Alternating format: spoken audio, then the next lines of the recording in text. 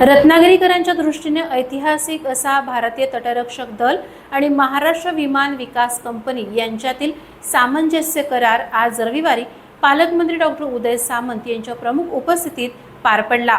यामुळे रत्नागिरीच्या विमानतळावरून प्रवासी विमानं झेपावण्याचं रत्नागिरीकरांचं स्वप्न अवघ्या 3 महिन्यात सत्यात उतरणार आहे।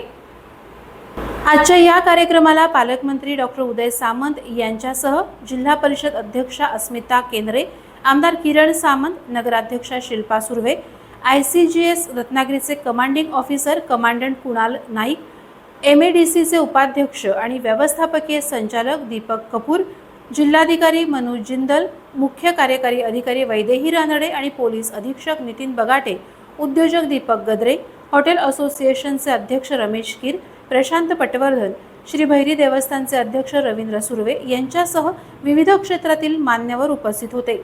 यावेळी महाराष्ट्र विमानतळ विकास कंपनीचे अधीक्षक अभियंता मंगेश कुलकर्णी यांनी प्रस्तावना केली, तर जिल्हाधिकारी मनोज जिंदल, उद्योजक दीपक गद्रे यांनी मनोगत व्यक्त केलं। MADCचे उपाध्यक्ष आणि व्यवस्थापकीय संचालक दीपक कपूर यांनी महत्त्वाची माहिती यावेळेला दिली। आम्ही एक स्टडी केली की ज्या ज्या शहरामध्ये एअरपोर्ट झाला तिथे 5 वर्षांमध्ये GDP 3.4% वाढते। एकदा एअरपोर्ट सुरू झाला, आता 2026 ला होईल तो रत्नागिरीमध्ये ट्रेडिशनली 2031 पर्यंत 3.4% GDP वाढली पाहिजे। परंतु 10 वर्ष एअरपोर्ट जर व्यवस्थित चालला तो GDPचं प्रमाण 8% वर जाते।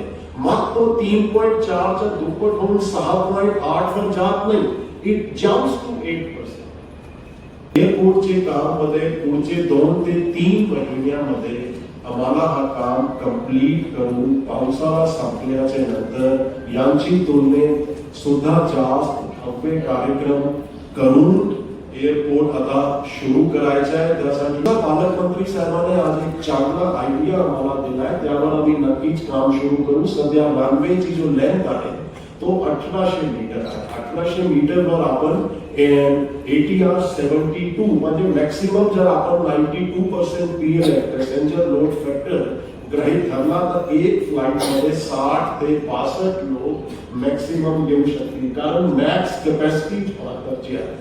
आपण जर पालकमंत्री साहेबांनी आम्हाला जो सूचना केली की रनवेच्या थोडा 300-350 मीटर एक्सपेन्शन जर केलं 2100 ते 2150 मीटरच्या, तर मग काय आहे की एक better and bigger planes can land here, म्हणजे एकच फ्लाइट मध्ये जास्त पॅसेंजर्स एकच वेळी लँड आणि टेक ऑफ होऊ शकतील। करारामुळे रत्नागिरीच्या विमानतळाचा विकास आणि भविष्यामध्ये रत्नागिरीतून प्रवासी विमानांची वाहतूक होण्यामध्ये मोठ्या सुविधा निर्माण झाल्या आहेत। यावेळेला मनोगत व्यक्त करताना रत्नागिरीचे पालकमंत्री डॉक्टर उदय सामंत म्हणाले, तर ते आश्वासन नव्हतं तर 3 महिन्यानंतर आता विमान या विमानतळावरनं उड्डाण घेणार आहे।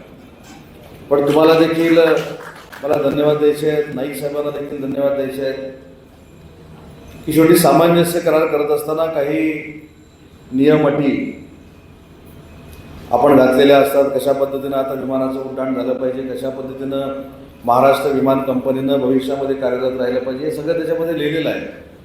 परंतु हे सगळं करत असताना मला महाराष्ट्र शासनाचं देखील मनापासून कौतुक केलं पाहिजे। मग त्याच्यामध्ये देवेंद्रजी असतील, एकनाथ शिंदे साहेब असतील, यांना देखील धन्यवाद दिले पाहिजेत आणि विशेष धन्यवाद राजनाथ सिंह साहेबांना देखील दिले पाहिजे। कारण मला आठवतं मी शिर्डीला एक महिन्याभराच्या कार्यक्रमापूर्वी राजनाथ सिंह साहेबांबरोबर शिर्डीमध्ये होतो आणि शिर्डीला अशी चर्चा झाली की कशा पद्धतीनं विमानतळ सुरू करायचं, काय परमिशन्स तुम्हाला पाहिजेत। आणि मला वाटतं की तिथं सांगितल्यानंतर एका फोनवर एक फोन फक्त राजनाथ सिंह साहेबांनी कुठल्या तरी दिल्लीच्या अधिकाऱ्याला केला आणि त्याच्यानंतर आमचे नाईक साहेब असतील किंवा या सगळ्यांनी पाठपुरावा केला, म्हणून आज सामंजस्य करार होतोय। म्हणून या 3 नेत्यांचे महायुतीच्या मी मनापासून धन्यवाद व्यक्त करतो आणि त्यांचे आभार देखील मानतो। अजून 3-4 प्रकल्प पर्यटनाच्या दृष्टीनं रत्नागिरीमध्ये होणार आहेत।